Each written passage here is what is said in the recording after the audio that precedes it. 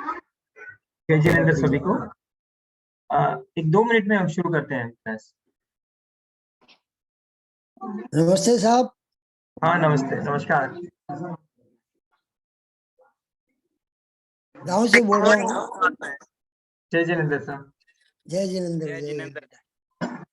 राजस्थान से बोल रहा हूँ। Okay okay. ट्राई किया, मिल गया, नहीं तो यहाँ इंटरनेट का थोड़ा प्रॉब्लम है। 1 मिनट से 1 मिनट हम कनेक्ट कर रहे हैं।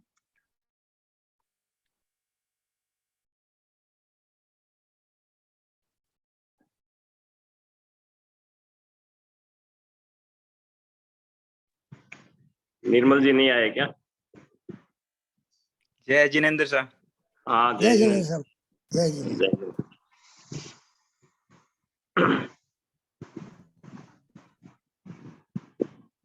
क्या नार साहब छापर गए थे क्या? हाँ नहीं, छापर नहीं साहब, गांव में हूँ मैं। अच्छा अच्छा, गाँव में।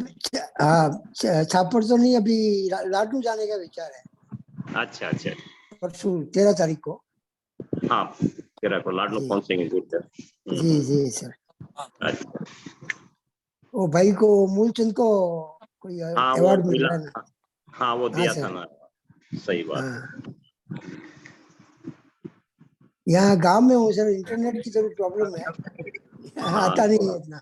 सही बात है। नमस्ते साहब। सादर जय जिनेंद्र सभी से। जय जिनेंद्र सर। आराध्य के चरणों में वंदन। पीपीएफ के प्रभारी डॉक्टर रंजीश कुमार जी के चरणों में वंदन। शहर में विराजित चरणों में वंदन। सभी जुड़े हुए संभागियों से सादर जय जिनेंद्र। आवाज साफ आ रही है गंगा जी साहब? हाँ आ रही। ठीक है।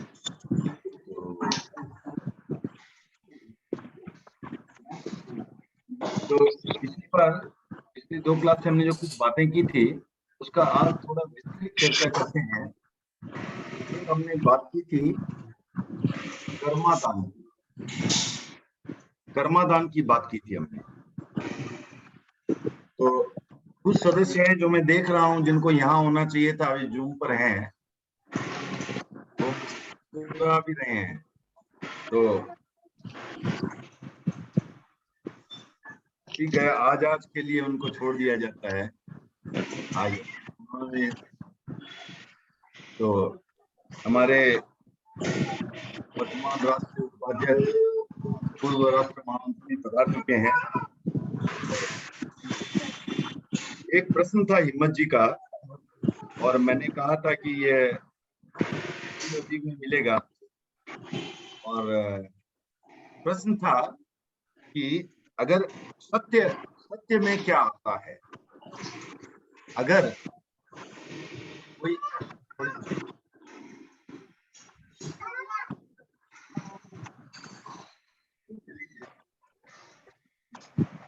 थोड़ा कहीं से साउंड आ रही है बहुत।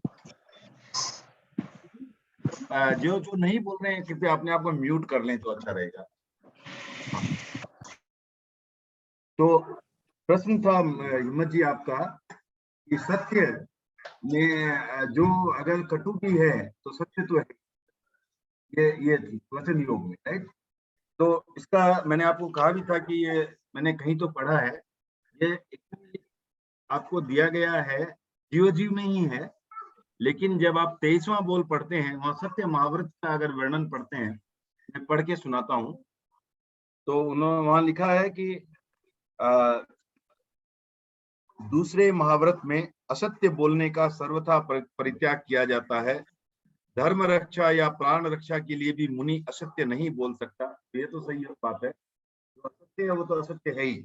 उसके बाद साधु ऐसा सत्य भी नहीं बोल सकता जिससे किसी की आत्मा को कष्ट पहुंचे। मुनि अदालत में साक्षी नहीं दे सकता।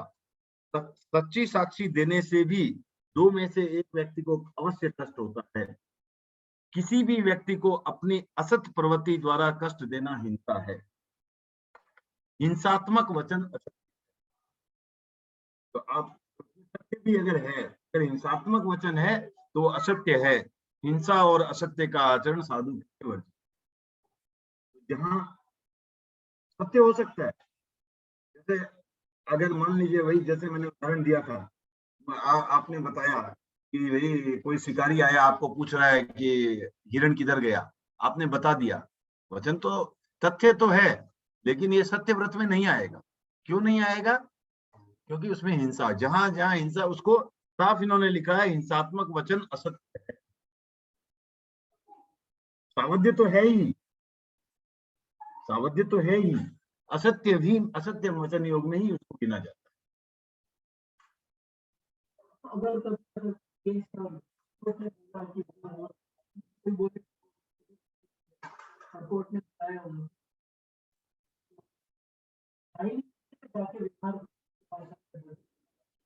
नहीं, साधु साधु तो गवाही नहीं देते हैं।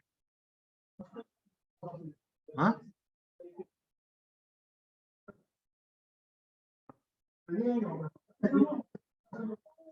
वो नहीं, वो सवाल ही नहीं उठता ना फिर उनका, वो चांस ही नहीं। हाँ, कुछ भी करना कर लो, वो अनशन भी कर लेंगे, लेकिन गवाही नहीं। यस, हाँ हाँ। तो वो देखो, आपको व्यवहारिक क्या करना है वो अलग बात है। सत्य वचन योग में क्या आता है, वो एक डाउट था, वो मैंने क्लियर किया। जो सत्य जिससे अहित होता हो किसी का, जिस सत्य से किसी को कष्ट पहुंचता हो, वो सत्य वचन योग में नहीं गिना जा सकता, even though what you are telling वो तथ्य है तब भी। ठीक है ना? क्लियर हो गई बात? ओके। अब आज थोड़ी जो चर्चा और करेंगे, जिसकी हमने चर्चा नहीं की है, आया हुआ है बहुत बार, तो उसकी थोड़ी बात करते हैं, उसके बाद देखते हैं आगे बढ़ेंगे थोड़ा। तो अभी हमने सबने सुना ये कर्मादान और 15 कर्मादान की बात।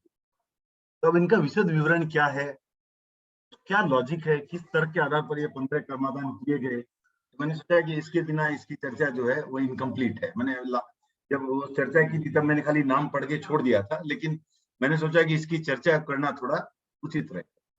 अब कर्मादान माने क्या, किससे बचना है हमें? तो एक तो श्रावक को क्या बचना है, महाआरंभ से बचना है। महाआरंभ क्या हुआ ये सोचना है। अल्पारंभ क्या है, महाआरंभ क्या है। महाआरंभ जहां पर क्रूरता पैदा हो, क्रूरता जहां बढ़े, वो महाआरंभ हो। तो भगवान महावीर के जमाने में 15 कर्मादान बताए। आज की स्थिति में और भी आप सोच सकते हो, इसको आप गाइडिंग प्रिंसिपल मानो, इसको ये मत मानो कि यही 15 है।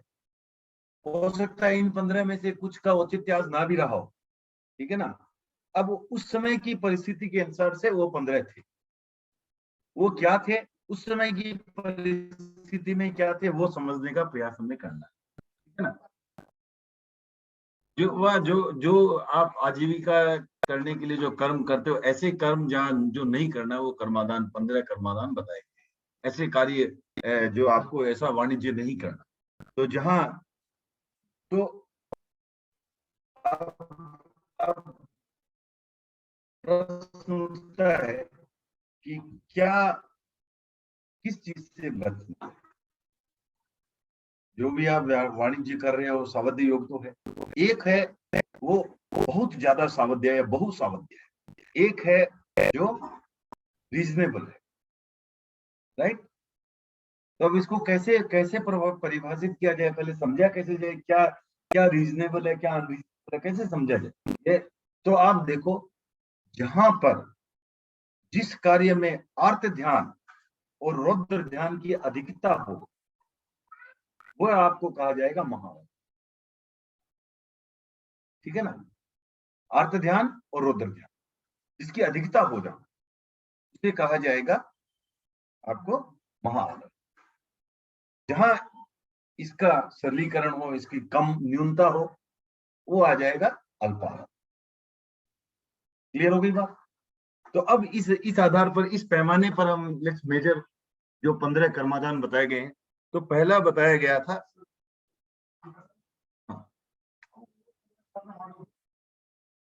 नहीं लेकिन वो अर्थ ध्यान तो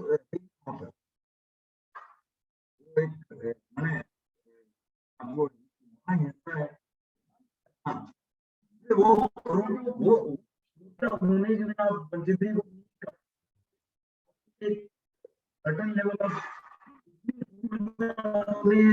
become even insensitive. हाँ, लेकिन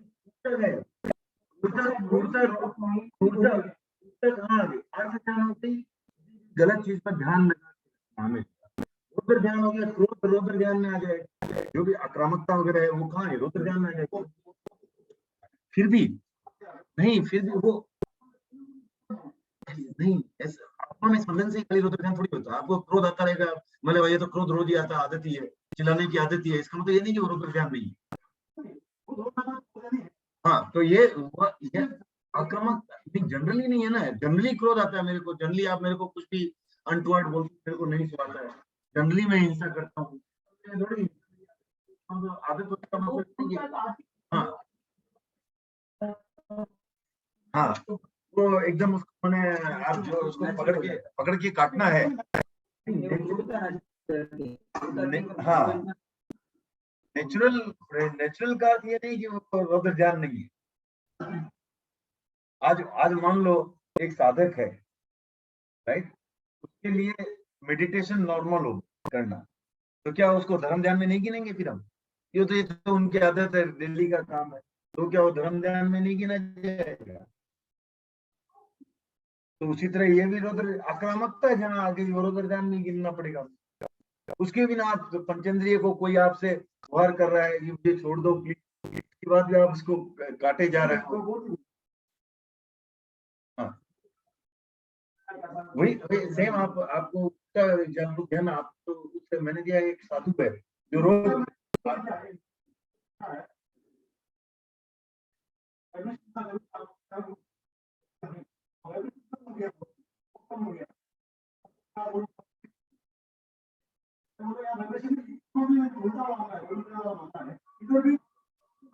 नहीं है, आपको लग रहा है नहीं, बट किसी भी पंचेंद्रिय को काटेंगे तो आपको कसाई तो पंचेंद्रिय को काटता है ना, बकरी को काटा, वो काटा, पंचेंद्रिय है। पहले पंचेंद्रिय को काटना, आज मुर्गी को भी कोई काटना, वो चिल्ला रही है ना। हाँ, तो उसको चिल्लाते हुए किसको काट पाना, माने वो तो है ना। हाँ, तो क्रूरता है, रुद्र ध्यान नहीं आता।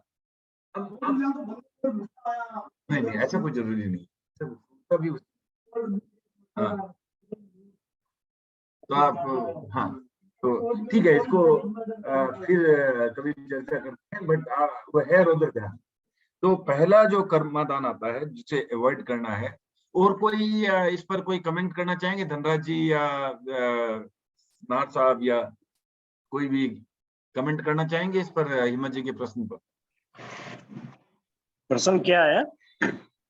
उनका प्रश्न था, जो कसाई है, अब वो उसकी आदत ही पड़ चुकी है, रोज ही काट रहा है, तो क्या उसकी आत्मा में उतनी क्रूरता रहती है, उतना ही रुद्र ध्यान होता है, या उसके लिए जस्ट एक रूटीन बन गया? नहीं, वो हिंसा होगी तो वहां तो रुद्र होगा ही, रुद्र ध्यान बिना हिंसा होगी नहीं, वो तो हिंसा है, पूरी हिंसा है, तो ठीक है, यही मैंने कहा था। हाँ, ठीक है, यही मैंने भी कहा था, लगभग यही मैंने भी कहा था। तो वो मुझे वही लग रहा है कि बिना आक्रामकता है जो रुद्र ध्यान के बिना आ ही नहीं सकता, यही बात। ठीक, तो पहला जो बताया गया है कर्मादान, वो है इंगाल कर्म या अग्नि कर्म। तो ये जो है, अब आप देखो महावीर के जमाने के क्या थे, ये कौन सा कर्म, अग्नि कर्म किसको बताया गया था? कोयले बनाने।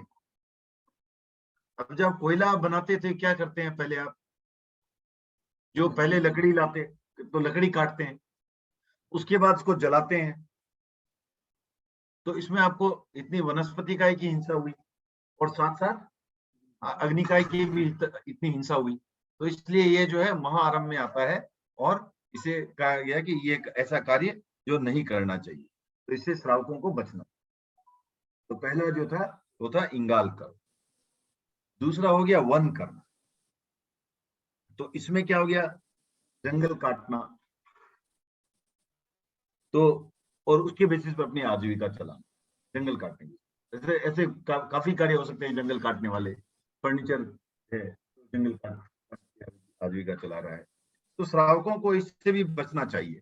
और जैसा कहा गया है कि इसे एक और चीज जो है आपको देखो कि कैसे ये एक तरह से ह्यूमन काइंड का ही आप डिसर्विस कर रहे हो, क्योंकि इससे क्या पर्यावरण भी आपका अपसेट हो रहा है, उसमें जो संतुलन है वो खो रहा है।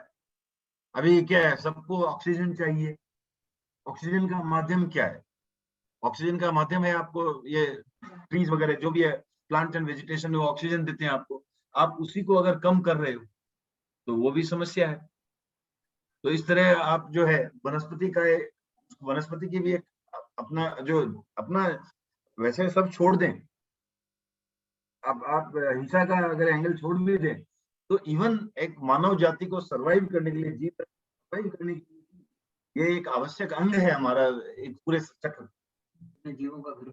हाँ, वो भी छोड़ दें। अगर मैं सिर्फ मनुष्य की बात करें तब भी तो कितने रोग आज हो रहे हैं शहरों में, या प्रदूषण के कारण हो रहे हैं, पर्यावरण प्रदूषण जो हो रहा है, तो उसका जो फर्क पड़ता है। और आपने देखा होगा उसका असर कितना हुआ जब कोरोना काल में, जब पर्यावरण क्लियर हुआ तो कितना माने एक तरह से जो है हाँ माने वो दिखने लग गया, जमुना साफ हो गई, माने कितने काम हो गए जो हमारे कितने कितने करोड़ों के प्रोजेक्ट थे, हजारों करोड़ के, वो फलित नहीं हो रहे थे।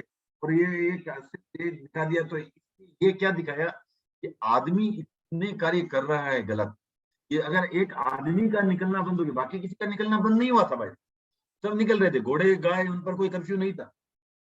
आदमी का निकलना बंद होने से कितना साफ हो गया सब चीज, आप ये देख सकते। तो इसलिए हमें उस चीज पर ध्यान देना है। तो इसलिए कहा गया, और तेरा पंथ में तो ऐसा कहा गया है कि गुरु धारणा जब कोई लेता है तो उसमें एक संकल्प कराया जाता है कि मैं बड़ा वृक्ष नहीं काटूंगा। तो इतना महत्व तेरा पंथ में भी इसको दिया गया है। और प्राकृत में जो है इसके लिए वर्ड आता है वच्छो, वृक्ष के, और उसके दो मतलब है। वच्छो का मतलब वृक्ष भी है और वत्स भी है, माने बेटा। तो वृक्ष को जो है अपने बेटे के समान मानो, ये कहा गया है। और महावीर ने भी ये संकल्प करवाया था कि वृक्ष मत काटो। ऐसा है कि मैं आपको जो बात है, जो पाप है बता रहा हूँ। आप ऐसे भी दिन में बहुत पाप कर रहे हैं। नहीं, एक मिनट। तो वही आपको कौन से पाप अवॉइड करने हैं, कौन से पाप आपको सीमित करने हैं, वो आप करो। और आपको एकदम ही पाप नहीं करने हैं तो उसका भी रास्ता है। नेहरू नगर में महाराज विराज रहे हैं, वो बहुत, आप वहां जाओ, अर्ज करो। हाँ, कंटेम्प्रेरी में वो भी है।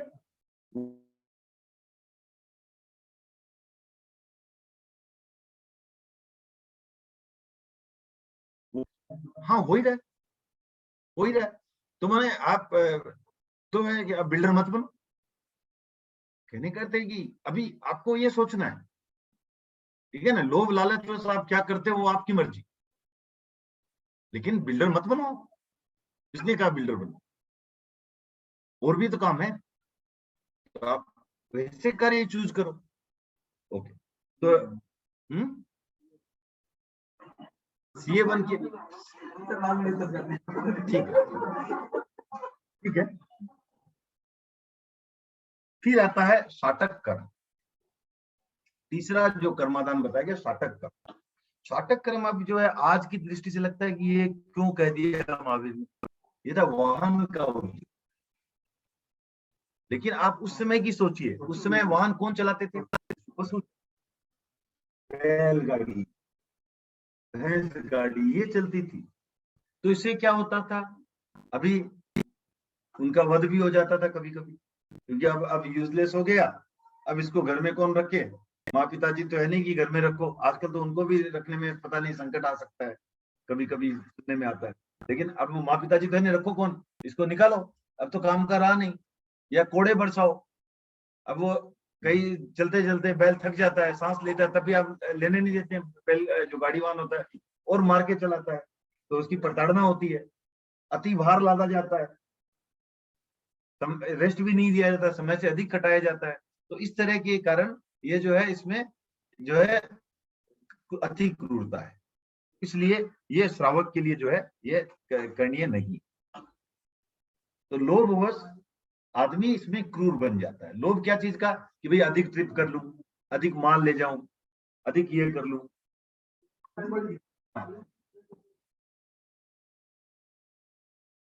नहीं, वो जहाँ खेती बाड़ी तो अलग है, बैल का उपयोग अगर उस तरह से हो रहा है, नहीं जरूरी नहीं है, ट्रैक्टर भी तो होती है। हाँ ठीक है, वो कोई जरूरी थोड़ी है, लोग खुद भी करते थे, हल चलाते थे, कोई जरूरी थोड़ी बैल ही चलाएगा। अगर आप पशु पर कर रहे हो तो वो पार्ट जो है अच्छा है। लेकिन वहां क्या है कि एक चीज अच्छी है उसमें, फिर भी अगर आप वैसे सोचो तो, कि आपका एक खेत लिमिटेड है, आपको उससे ज्यादा तो लोभ नहीं आ रहा है। आपका जो भी हो रहा है लिमिटेड आ रहा है, उससे ज्यादा तो लोभ नहीं आ रहा है। यहाँ तो आपका उससे आपका है कि भाई यहाँ एमजी रोड की 3 ट्रिप के 5 कर लूं और पैसे मिल जाएंगे, वो तो नहीं आएगा। वो तो मेरा खेत है, एक सीमाकरण तो हो गया वहां। अति लोभ वाली जो बात है वो तो वहां नहीं है, ठीक है ना। हाँ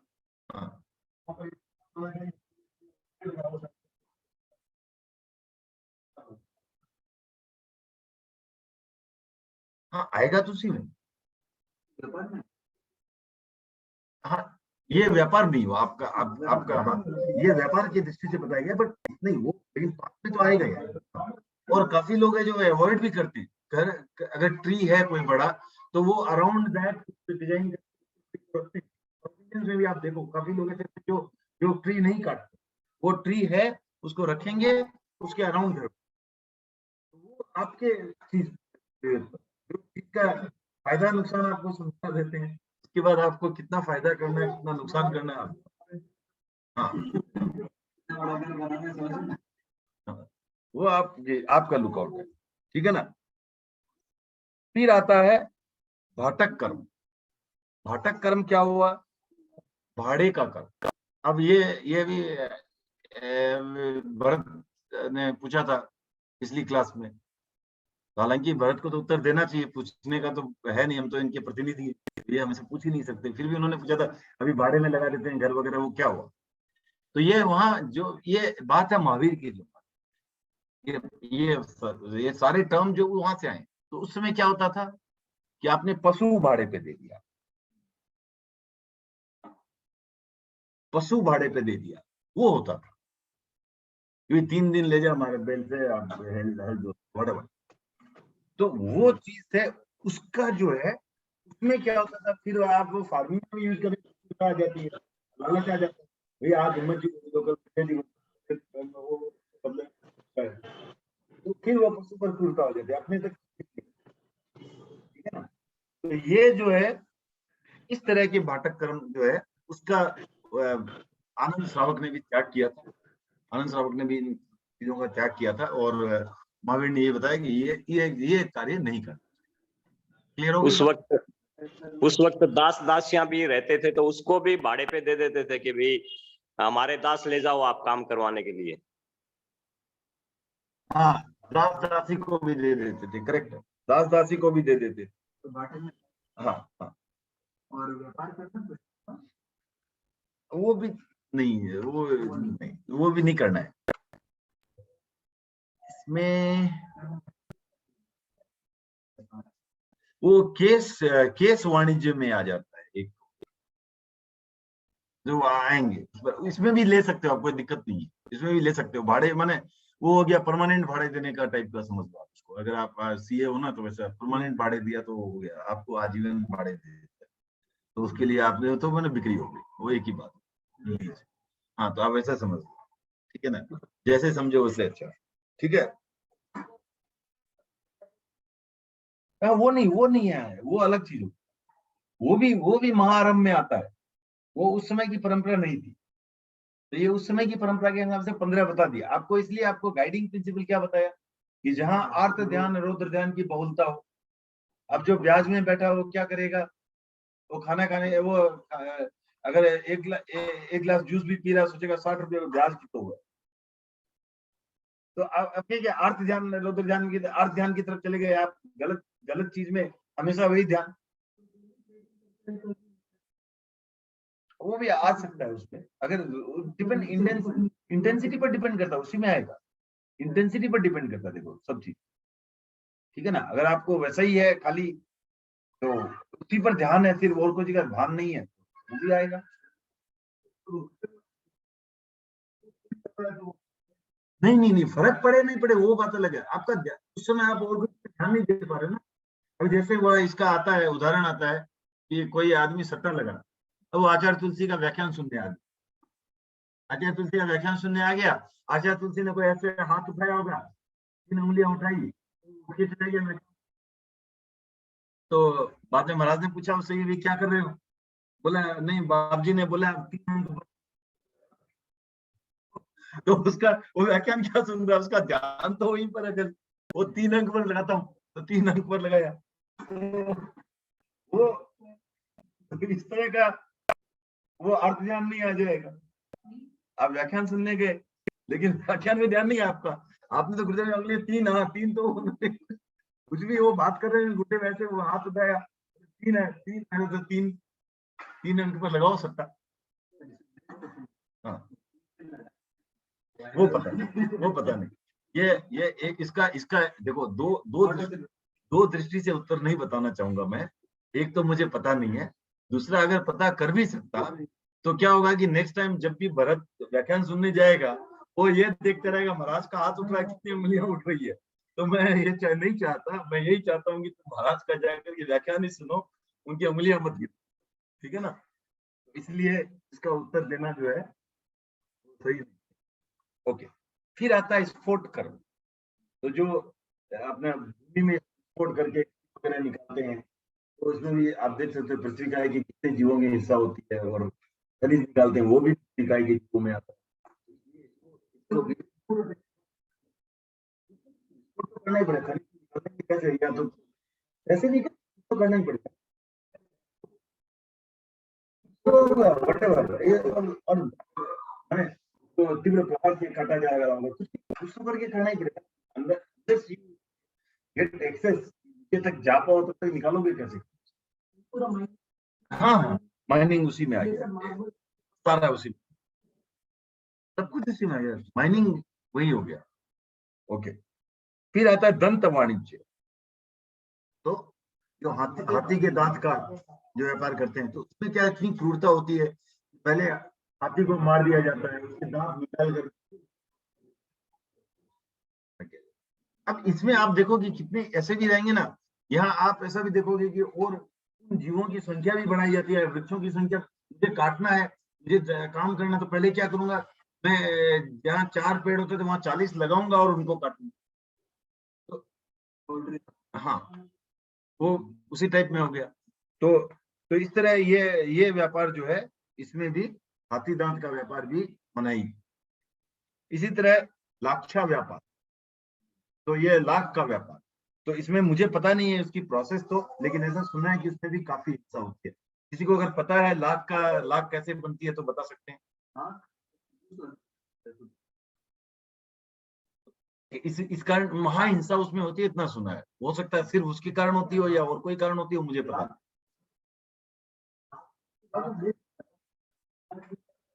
नहीं वो जैसे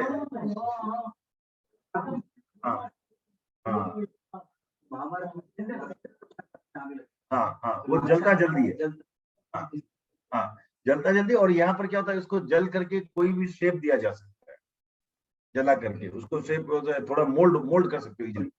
हाँ वही वो उसमें से ही होते हैं ना, उसको माने गर्म कर करके उसका शेप दिया जाता है। वो वही नहीं पता है, नहीं जानकारी किसको है तो बताएं, नहीं तो आगे चलते हैं। बट हाँ हाँ हाँ वो सेम वही मटेरियल।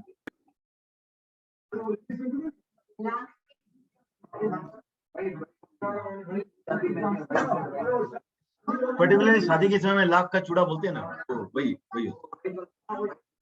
कैसे थोड़ा सब ना बोले, एक जन बोले, सब ना बोले एक ही जन बोले।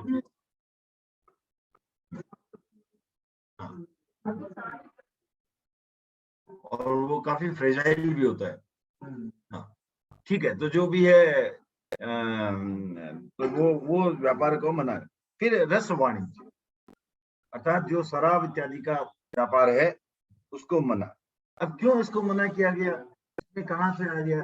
इसमें आप देखो क्या होता है कि शराब पीने से क्या होगी, विकृति होगी। विकृति होगी तो क्या होगी, उसमें जो विकृति से जो है गलत कार्य होंगे, हिंसा होगी, माया होगी, इत्यादि इत्यादि, कलह होगा। तो हम ऐसा व्यापार कर रहे हैं जिससे हम उसको बढ़ावा देते हैं, को बढ़ावा। इस तरह का व्यापार भी मना वर्जित किया गया है, इससे दुष्प्रवृत्ति का बढ़ावा। हाँ, वो यहाँ जिस दृष्टि से दिया गया वो विकृति फैलाने वाले दृष्टि से दिया गया, जो वर्णन आया वो उस हिसाब से है। निर्मल जी, हाँ सर, यूरोपियन कंट्रीज में -40 डिग्रीज 50 डिग्री वो दवाई के रूप में लेते हैं उधर। सर सही है, आप भी पैसा जो कमाते हो, आप महाराज नहीं हो इसलिए कमाते हो, जरूरी है कमाते हो, लेकिन पाप कर्म का बंधन तो होता ही है। ओके, ठीक है ना? नहीं विकृति नहीं ना, वो तो दवाई के रूप में तो कोई भी समझ लीजिए कोई डॉक्टर पढ़ता है तो पंचेंद्रिय जीव का भी हत्या करना पड़ता है उसको, तो वो करना पड़ता है ना, उसमें इतना पाप नहीं लगता। पाप तो लगेगा ही, पाप इतना नहीं लगेगा। तो ऐसा है कि वहां पर आप देखो, यूरोप और यूएस में भी जितने आपके ये डांस क्लब्स वगैरह हैं, वहां दारू बेचनी बंद कर दी जाए तो कितने खुले रहेंगे?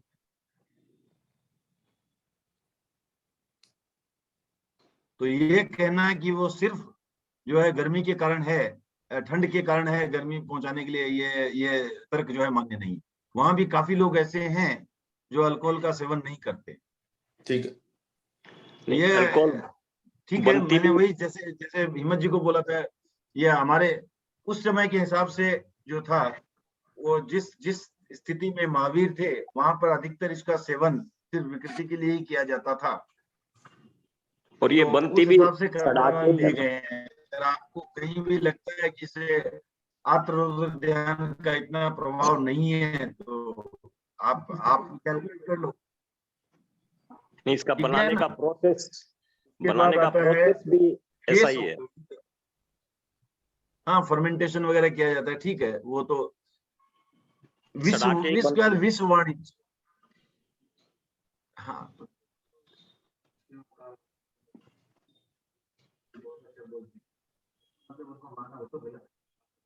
पाप तो लगेगा। हाँ, पाप तो लगेगा। अब हाँ, पाप तो लगेगा, ठीक है। फिर आता है विश्व वाणिज्य, तो जो ड्रग्स वगैरह है, जहर है, ड्रग्स है, ये सब उसमें आ गया। अभी क्या होता है इसमें, इसे जैसे मान लो आप है, कई तो लोग बस जो है किसी को कोकेन का नशा लगवा दिया, पहले फ्री में दिया, उसके बाद गांजे का नशा लगा दिया, उसके बाद क्या होता है कि वो जो है जीवन में विकृतियां आती है। हाँ, ये सब इसमें आता है। हाँ, ये सब इसमें आता है। तो विश्व वाणिज्य है जो वो भी वर्जित है। वो रस वाणिज्य से मिला जुला ही है। इसमें भी आप किसी को ये तो, यहाँ तो अशोक जी ये भी नहीं कह सकते, यूरोप में तो नीदरलैंड में बहुत चलता है अशोक जी, लेकिन इसका मतलब ये नहीं कि उसको मान लिया जाएगी, ठीक है। और इसकी क्या विकृति आती है, मैं उसका आपको फर्स्ट हैंड एग्जांपल दे सकता हूँ कि पहली बार मुझे कैब में बैठते हुए बहुत एहसास लगा था कि मैं नीदरलैंड में था, आइंडोवन नाम की जगह में था, और उस समय कैब में जा रहा था, एक लेडी कैब ड्राइवर थी, छोटी सी, मैंने ज्यादा बड़ी नहीं थी, बच्ची थी, 20-25 साल करीब की बच्ची थी। और जिस रास्ते से मैं रोज ऑफिस जाता था फिलिप्स की, वहां से मुझे लगने लगा दिया सुनसान क्यों है, क्योंकि वो बात ऐसी कर रही थी। वो क्या बोल रही थी कि I want to be actress, मुझे एक्ट्रेस बनना है, और तो मैं चाहती हूँ कि मेरे माँ बाप जल्दी मर जाएं। शॉक, क्या बोल रहे? नहीं, वो मुझे बनने नहीं दे रहे हैं, वो मर गए तो मैं ऑस्ट्रेलिया जाके एक्ट्रेस बन। तो इस तरह की विकृतियां भी, विकृत ख्याल जो है आते हैं वहां, और वो कहा भी जाता है कि वो ड्रग कैपिटल है। हाँ, वहाँ कॉफी शॉप मतलब वहाँ ड्रग मिलती, ऐसा हाल है। कॉफी शॉप उसी को बोलते हैं यहाँ ड्रग सर। तो इसलिए ये है, आप माने विकृति तो पैदा करती ही है, ठीक है ना। ओके, उसके बाद आता है केस वाणिज्य। जैसे भेड़ आदि पशु है जिसके केसों का आप व्यापार कर रहे हो, और ऐसा भी हो सकता है आज मान लो आज है किसी महिलाओं को भी आपने रखा, उसके भी केस काट करके आप जुड़ा बना के बेच रहे हो, इस तरह का जो भी है वो केस वाणिज्य में आ गया। सर तिरुपति में जो होता वो, हाँ, तिरुपति में वो मैं आप पर छोड़ता हूँ अशोक जी। अगर आपको गलत प्रेरणा देकर आपके केस कटवाए जा रहे हैं कि वो बेचने में काम आएंगे तो गलत है। नहीं बेचने में नहीं, आप अगर स्वतः जाके छोड़ रहे हो तो फिर आपसे अलग से बात करनी पड़ेगी, कोई जैनिज्म का उससे कोई लेना देना ही नहीं है। और ऐसे कोई थर्ड पर्सन छोड़ रहा है तो वो उसकी मर्जी। लेकिन अगर कोई उसको व्यापार के रूप में किसी इस तरह के ग्रो करवा करके कि चलो ये छोड़ो के, तो जैसे क्या होता है, भेड़े पालते हैं क्यों, उसके वो काटने हैं। जैसे इसी तरह इसमें और भी आगे, जैसे आप किसी को पशु को आप पाल रहे हो सिर्फ उसका खाल यूज करने के लिए, इत्यादि इत्यादि, ये काफी चीजें जो है। इसका दूसरा भी एक अर्थ आता है, क्योंकि केस का अर्थ प्राकृत में जो है उसका अगर आप करोगे तो उसके दो अर्थ निकलते हैं, एक केस और एक क्लेश। तो केस तो हो गए बाल, उनका व्यापार जो कर रहे हैं, और क्लेश हो गया जहाँ कोई भी तरह का क्ले इत्यादि की सिचुएशन, जहाँ पर कष्ट देने वाली सिचुएशन पैदा हो, तो वो दास दासी जो बेचते थे वगैरह, वो दास दासी रखना इत्यादि भी इसमें आ गया। सर मेरे ख्याल से जो आप बोल रहे हैं केस वो नहीं आना चाहिए, क्यों कि अब गाय है तो गाय से हम दूध भी लेते हैं, तो वो भी तो गलत हो जाता है भाई, इसके लिए पालते हैं उसको। नहीं देखिए, ऐसा है कि वो केस वाणिज्य परिभाषित वैसे ही किया गया, वो तो और भी आ गया ना, पशु के और भी, पशु के प्रति क्रूरता, अगर आप क्रूरता रखोगे तो वैसे वो सारा के सारा एक ही बात है। तो इसीलिए वो, मैं तो सिर्फ ये बता रहा हूँ, महावीर के समय में जो 15 कर्मादान बताए गए थे वो आपको समझा रहा हूँ, जिसका वर्णन शास्त्रों में आता है 15 कर्मादानों का, वो मैं बता रहा हूँ, ठीक है ना। इसका मतलब ये नहीं, आज की डेट में तो शायद वो महाप्रज्ञ जी लिखते हैं कि शायद 115 की भी संख्या कम पड़े, तो आज के वो छोड़ दो। तो ये उस दिन उस समय के संदर्भ में थी, ठीक है ना। फिर आता है यंत्र पीलन। यंत्र पीलन अर्थात कोल्लू। तो कोल्लू का पता है, देखो जो क्या होता है, तेल की कहानी होती है ना, तो उसमें क्या होता है कि आप जो एक पशु को बांध देते हो और वो घूमता रहता है और उससे आप तेल निकालते हो, तो उसमें भी क्या होता है, उससे अति बार उसको अधिक काम कराने इत्यादि इत्यादि की मनोवृत्ति आती है, लोभ की मनोवृत्ति वहां भी आ जाती है। इस तरह का जो है, इसलिए कि जैसे कहा गया तेल निकालने का जो व्यापार है, इस कारण से उसको जो है ये इसमें आया यंत्र पीलन, जो है कोल्लू बनाने का, कोल्लू चलाने का जो व्यापार था, उसको भी करने की मनाही। इस 15 कर्मादानों में एक उसका भी नंबर इसमें फिर आता निर्मल है, जी, हाँ, ये कोल्लू के साथ में जो बीज अपन यूज करते हैं, मूंगफली तिल वगैरह, वो भी एक इंद्रिय जीव रहते हैं, तो वो भी एक उससे इफेक्टिव होता है, उस कारण भी इसमें कर्मादान में जाना। इसको कर्मादान में तो सिर्फ मेरे ख्याल से वो एक पशु को उस तरह चला रहे हैं, उसको उस पर भार लाद रहे हैं, उस कारण आता है, वो बीज वगैरह की कारण, उसमें भी हिंसा होती है। वो तो ठीक है, बीज हो सकता है कि उसमें मान लो कि वो तो वनस्पति में आ गया वैसे भी, और वो माने ऐसा भी कुछ निर्जीव भी हो सकते हैं, या ऊपर सूख जाने के बाद वगैरह, तो आई डोंट नो, वो उसका फुल नहीं पता मुझे। लेकिन जो यंत्र पीलन जो एक दिया गया है अपने, एक पुस्तक है महाप्रज्ञ जी की, श्रावक धर्म, तो उसमें इसका विवरण आया है। उसके अनुसार से ये कोल्लू चलाने का जो व्यापार है, तो आजकल तो फिर तेल मिलें ही चलती है, ऑयल मिल्स है, या घर में भी अपन तेल मशीन से तेल निकालते हैं, छोटी मशीन आती है। हाँ, वो आज के संदर्भ में है महेंद्र जी, वो उस समय के संदर्भ में जब सिर्फ बैलों को या इन्हीं को यूज किया जाता था तेल निकालने, तो उस समय ये वर्जित किया गया। नहीं, आज भी अगर बैल से आप तिलों के तेल निकालोगे ना कोल्लू में, उसकी रेट ज्यादा मिलती है वनिस्पत मशीनों से निकालने की। उसको प्योर बोला जाता है। कोल्लू के अगर बैल से आप तेल निकाले हैं ना, तो वो उसकी कॉस्ट ज्यादा है। कॉस्ट नहीं, उसकी प्राइस भी ज्यादा है। वो अच्छा रहता है शरीर के लिए भी, तो वो भी कोल्ड प्रेस्ड है, वो कोल्ड प्रेस्ड। हाँ हाँ, कोल्ड प्रेस आजकल वो भी मशीन बन गई है धनराजी साहब, तो उसमें भी आजकल कोल्लू लगाने की जरूरत नहीं रही। नहीं, देख कोल्लू से जो निकालेंगे ना, वो प्योरिटी अच्छी आती है उसकी, ये नहीं, बताते हैं आजकल उसका एक कोल्ड प्रेस अल्टरनेटिव भी है, तो ठीक है। एनीवे, तो ये सब व्यापार की बातें हैं, निर्मल जी, छोड़ते हैं हम लोग। निर्मल जी, हाँ। सर आप पशु की बात कही, समझ लीजिए मेरे ऑफिस में कर्मचारी है, उसको मैं 8 घंटे बदले में 11 घंटा 12 घंटा काम करवाता हूँ। जैसा सॉफ्टवेयर इंडस्ट्री में काम करते हैं उनसे ज्यादा काम लिया जाता है, वो भी आएगा क्या? सर, ये इसमें नहीं आया, यंत्र पीलन तो कोल्लू चलाने का ही आया। वो आप वही बोला ना, इसलिए महाप्रज्ञ जी ने क्या बताया कि 15 ये उस समय ऐसे आपके जैसे कॉर्पोरेट वाले लोग नहीं थे जो ये सोचते भी थे कि 8 की जगह 11 करा लो। उसमें सब यही सोचते थे कि भाई अभी दिन ढल गया है, इनको घर भेज दो। उसमें यही सोचते तो थे। अब लोग लागू सीए होगा बन गए हैं इतने। नहीं वो है। आज के हिसाब से वो लागू होगा क्या? हाँ, आज के हिसाब से वो लागू होगा क्या? सर, मेरे हिसाब से तो वही आपकी भावना पर निर्भर करता है, आप क्यों रोक रहे हो उस पर निर्भर करता है। मेरे को काम ज्यादा करवाना। हाँ, और उनके प्रति इंसेंसिटिव हुआ, इंसेंसिटिव मेरा काम करवाना, उनको पैसे वही ना, आप उनको एक्सप्लॉइट कर, आप वही बोल रहे हो ना, आप उनको एक्सप्लॉइट कर रहे हो, करेक्ट ना, इन अदर वर्ड्स।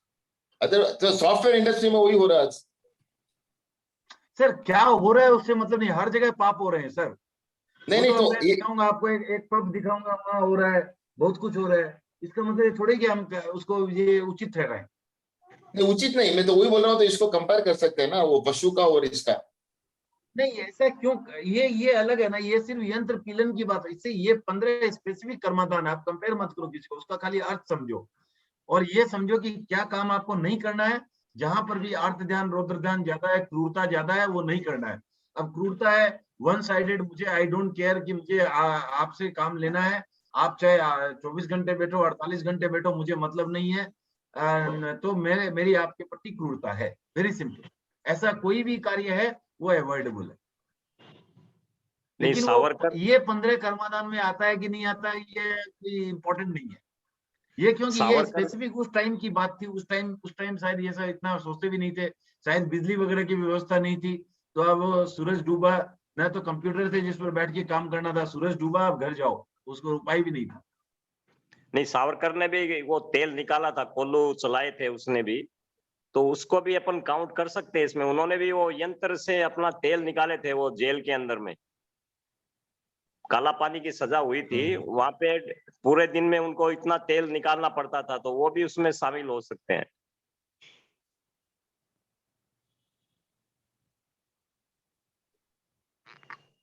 इसलिए वो अंग्रेज जर्नल सभी अभी ठीक है। तो फिर नेक्स्ट आता है निर्लांछन कर्म। तो निर्लांछन कर्म में क्या आता है? जैसे पशुओं को नपुंसक बनाना, जैसे आप है बैल बनाना है तो उसको नपुंसक बनाना अपने, क्यों? वाणिज्यिक लाभ के लिए, क्योंकि हमें सब बैलगाड़ी में जोतना है, तो सांड रह जाएगा, उसको बैलगाड़ी में जोतना है। उसके हिसाब से वो है, ये भी ये इसको कहा जाता है निर्लांछन कर्म। तो ये भी जो है अवॉइडेबल है। फिर है दवाग्नि दापनता, वो जंगलों को जलाना। वो तो समझ गया, पहले जो वन कर्म आया था उसकी वो काटने का था, ये जलाने का। फिर आता है सरद्रहत दाग शोषण।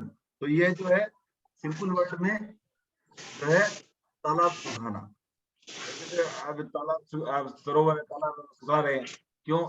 लोग बस यहाँ पे कॉलोनी बन जाएगी, यहाँ कुछ और हो जाएगी, कुछ इंडस्ट्री आ जाएगी, कुछ अपार्टमेंट बन जाएंगे, इस तरह का जो भी है उसमें भी कुछ पर्पस है डैम बनाने के लिए, किसी भी पर्पस से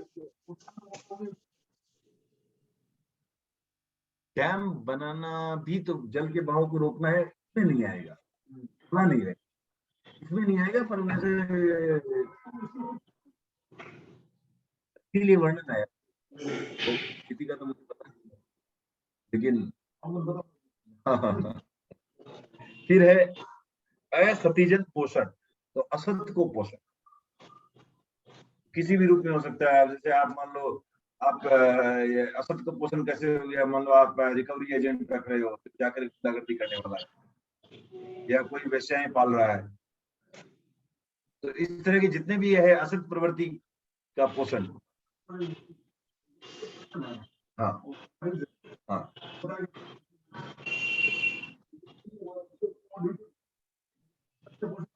है तो असत का पोषण, अगर मालूम है गलत है आदमी है तो असत का पोषण है। दाऊद इब्राहिम की फाइल है का पोषण, ठीक है ना। ओके, अभी तो थोड़ा सा टाइम रहा है, मैं और एक चर्चा करना चाहूंगा। हाँ भरत जी, ठीक है, तो समझ में आ गई ना बात, ये 15 कर्माधान हो क्या? हाँ हाँ, ओके। फिर आता है अनर्थ दंड के 4 प्रकार में आज बता, इसके थोड़े से तो पहला इसमें होता है अपध्यान, अनिष्ट ध्यान, जिसका उदाहरण एक तो मैं दे चुका आपको पहले, जो के व्याख्यान में बैठा है वो 3 जगह से पता लगा रहा है। तो अपध्यान मतलब कि अनिष्ट, आपको गली उसी बुरा ध्यान। तो एक बार की वो बात है, रामायण के जमाने की बात है, राम और लक्ष्मण पंपा नदी के पास से जा रहे थे, वहां एक बगुला ध्यान लगा के बैठा है। तो राम जी लक्ष्मण को कहते हैं कि देखो ये बगुला कितना अच्छा ध्यान लगा रहा है। तो मछली ने राम जी से कहा कि आपको क्या पता इसका ध्यान क्या है, इनका ध्यान तो हमारे ऊपर है, इस तरह का ध्यान क्या काम का, क्यों लगाया तो रखा है। ये हो गया अपध्यान, आप ध्यान में आ जाएगा, अपध्यान अनिष्ट ध्यान है। इसी तरह का अनिष्ट ध्यान का उदाहरण हमारे में आता है तंदुल मत्स्य, जो है छोटा सा जीव, और क्या होता है उसका, वो कहाँ बैठता है, मगरमच्छ के आईब्रोज पर बैठता है, मगरमच्छ के आईब्रोज पर बैठता है। और मगरमच्छ क्या होता है, वो उसके तो क्या होता है कि वो मछलियां आती है तो भी छोड़ देता है, वही मछलियां है जिसके मुंह में घुस के निकल जाती है, ये देखता है अरे क्या ये बेवकूफ है, मैं इतना मौका मिलता मैं तो क्या कर लेता है, आ रही है वो तो उसको भूख लगी खा लिया, भाई अपना आराम से बैठा है, कोई मुंह में भी घुसा है वापस निकल गया मछलियां, ये देख के तो इसके कारण वो अपना नारकी का बंद बांधता है, 7वीं नारकी का। तो ये जो है अगेन क्या, ये अपध्यान का है, गलत चीज पर खाली गया। ऐसे ही एक कहानी आती है कि आपके गलत करने से क्या होता है, कि ऐसा आज की डेट में शायद सिचुएशन सेम नहीं रहे, बट कभी की कहानी है, जब यहाँ का कोई राजा ये देखता है, वो देखता है कि चीन में जो बादशाहों की उम्र जो है वो ज्यादा होती है और यहाँ कम हो रही है। तो अपने सचिव को, सेक्रेटरी को भेजता है कि जाके पता करके आ कि क्या हुआ, वहां क्यों उम्र ज्यादा है। तो यहाँ सचिव था और उसको फिर अशोक जी के ऑफिस भी वापस आना था, बहुत बिजी था, तो अशोक जी काम कराने वाले उसको 11 घंटे। तो वो गया वहां पर, उसको पूछता है कि कहाँ, मतलब मुझे बताओ, मेरे बादशाह ने पूछा है कि भाई यहाँ की राजा ज्यादा क्यों, हमारे वहाँ क्या क्यों जल्दी मर जाते। तो उसने एक वो बरगद के पेड़ के बोला यहाँ अभी बैठो, यहाँ चलो यहाँ बैठो, बोला बैठ गया। बोला अब इसका प्रश्न का उत्तर दो, तभी तो मैं जाऊंगा, मुझे जल्दी है, ऑफिस जाना है, वहाँ काम है, वेट कर रहे हैं, और इनकम टैक्स फाइलिंग की डेट और ऑडिट की डेट भी आ गई है। उसने बोला ये सब कुछ नहीं चलेगा, अब तुम यहाँ बंदी हो, जब तक ये बरगद का पेड़ नहीं सूखेगा तब तक तुम यहाँ से नहीं जा सकते।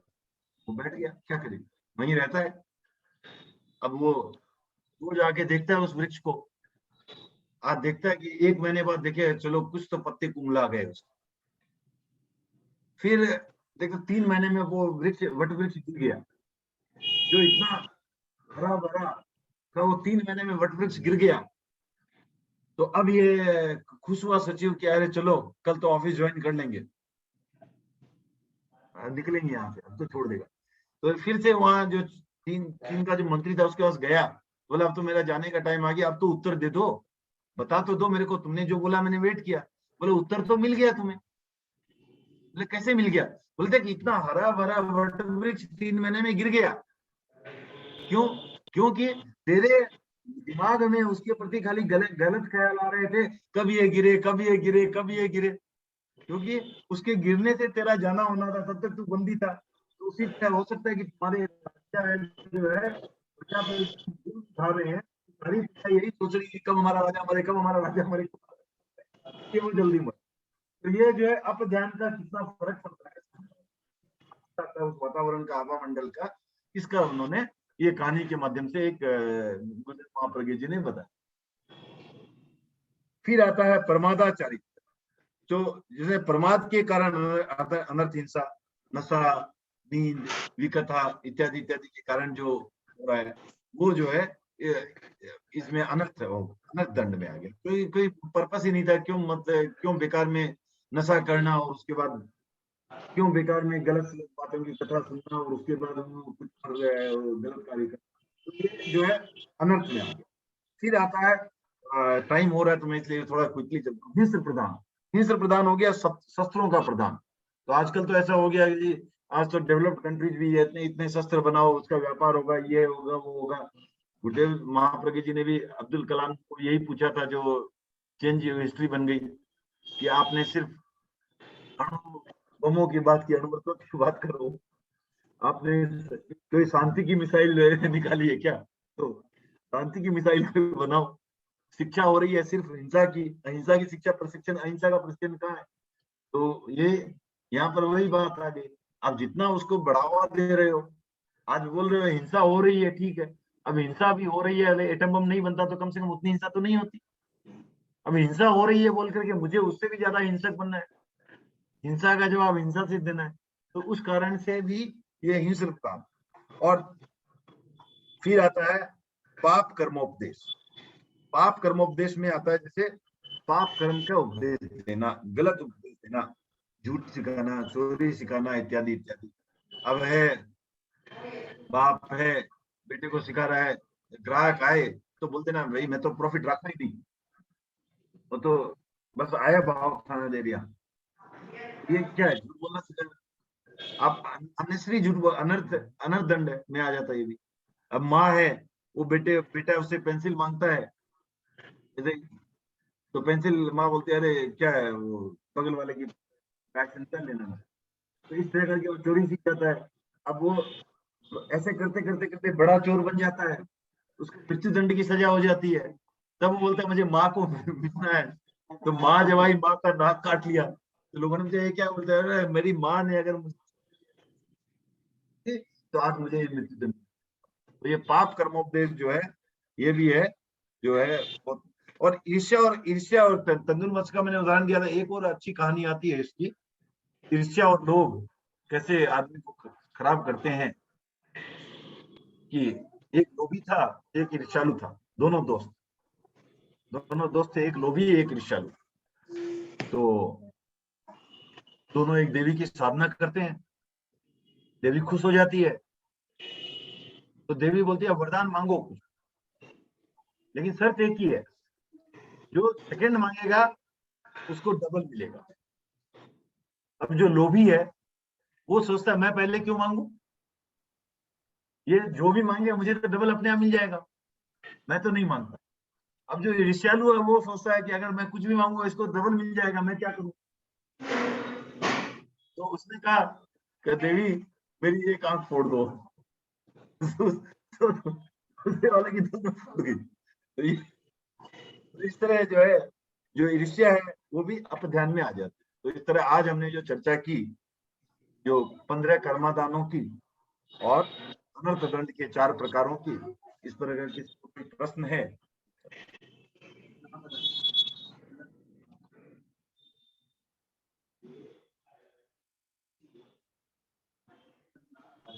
अपध्यान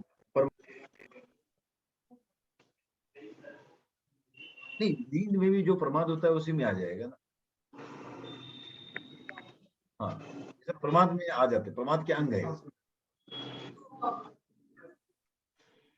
हिंस्र प्रधान शस्त्र,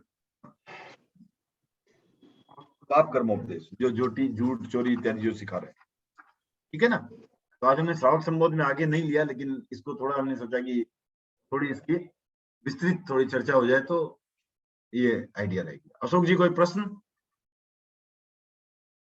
सारे उत्तर मिल गए? हाँ, मिल गए सर। ठीक है। नार साहब, राजस्थान से कोई प्रश्न है? हाँ सर, नहीं अब ठीक, कोई क्वेश्चन नहीं है सर। हाँ नार साहब, आवाज नहीं आ रही ढंग से। आवाज आ रही है अभी? अभी हाँ, आ आ रही है? रही है। कौन जी? एक नहीं, कोई प्रश्न नहीं है सर। ठीक है, ओके। निर्मल जी, मेरे एक दूसरा डाउट हो सकता है, इस पॉइंट से नहीं है। जैसे फॉर एग्जांपल सर, एक वनस्पति का समझ लीजिए एक भाग काट के वो डंडे के रूप में यूज करता हूँ, तो उस वनस्पति को भी पाप लगती है क्या उस डंडे को यूज करने में? मैं यूज करता हूँ उसको, मेरी भावना गलत है, लेकिन वो उसको यूज करता हूँ, उस पेड़ के डंडे को। नहीं नहीं नहीं, नहीं लगेगा? नहीं मेरे लगेगा। ख्याल से लगना चाहिए सर। वो डंडा तो निर्जीव हो गया ना। हाँ? वो उसके वो जो आपने जैसे ही काट के डंडा बनाया ना, उसकी आत्मा निकल के कहीं चली गई। That's what नहीं, my लेकिन buddy is saying. नहीं, आत्मा निकल नहीं, but it's part is being used to do something wrong. नहीं नहीं, उससे वो उसका पार्ट नहीं था ना, वो तो ऐसे ही आपका औदारिक शरीर है। अब आपकी आत्मा ने सारे पुद्गलों को यूज कर रखा है। कब कब जन्म में आप पैदा हुए, जलाए गए, पैदा हुए, जलाए गए, सारे आपने क्या खाया, क्या निकाला, माने वो सारे पुद्गल को आप यूज करते रहते हो। तो वो आप नहीं हुए, आप तो सिर्फ आत्मा हो।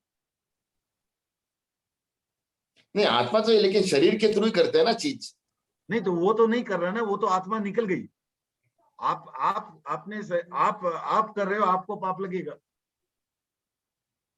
लेकिन अगर वो नहीं मिलता तो एटलीस्ट वो यूज तो नहीं करता मैं। नहीं नहीं, वो तो पुद्गल है ना, पुद्गल तो उसका पर्याय बदलता रहता है, उसमें उसका वो है ही नहीं ना।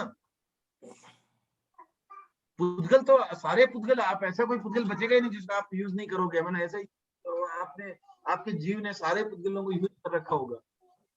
नहीं, तो उसको भी कोई शेयर जाना चाहिए, ऐसा मेरा पॉइंट। नहीं नहीं नहीं नहीं नहीं है, इसका शॉर्ट उत्तर है नहीं। ओके। हाँ, वही बोल रहा हूँ मैं। हाँ, वो नहीं है, ठीक है। और कोई प्रश्न?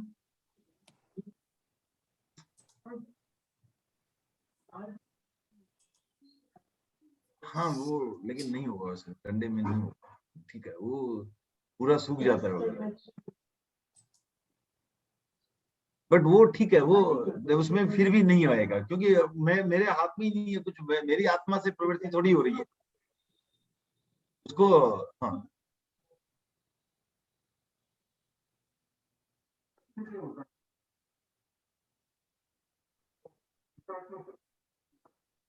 नहीं, लेकिन उसने नहीं किया ना। वो आप उसका यूज करें, वो क्या। हाँ हाँ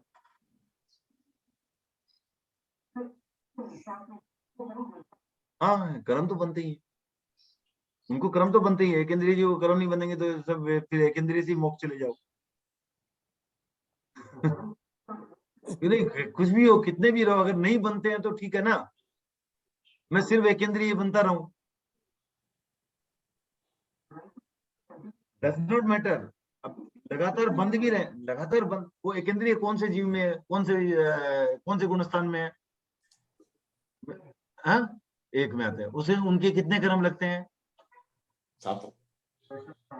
7 या 8, 7 या 8, राइट। तो हर समय उनको 7 या 8 कर्म लग रहे हैं, नहीं लगने का सवाल ही क्या है। उन कर्म तो उनको लगेंगे। हाँ,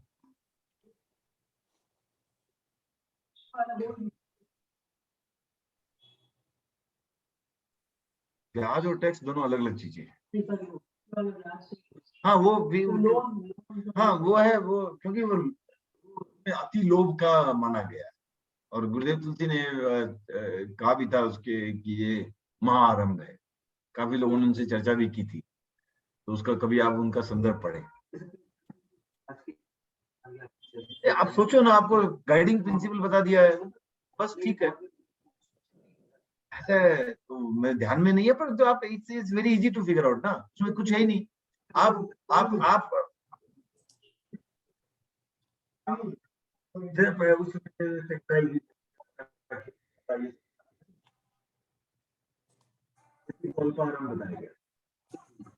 बताएगा था अल्पारंभ, वो चर्चा में नहीं उलझ सकता मैं, क्यों? क्योंकि डिपेंड करता है उसमें कि वो लोभ और का इतना नहीं था। हाँ? अरे वो ठीक है, पर वो जो उसका क्योंकि देखो ऐसा है कि वो किसी न किसी को तो बनाना ही पड़ेगा, उगाना भी पड़ेगा। किसी न किसी को शराब बेचनी जरूरी नहीं है, लेकिन किसी न किसी को धान तो उगाना पड़ेगा, नहीं तो लोग खाएंगे क्या? हाँ, अल्पारंभ में आया। ठीक है, तो आज की चर्चा इतनी ही रखते हैं। सबका बहुत बहुत आभार, फिर जुड़ते हैं अगले बुधवार। सबका बहुत बहुत आभार, धन्यवाद। Критикиосми, sir.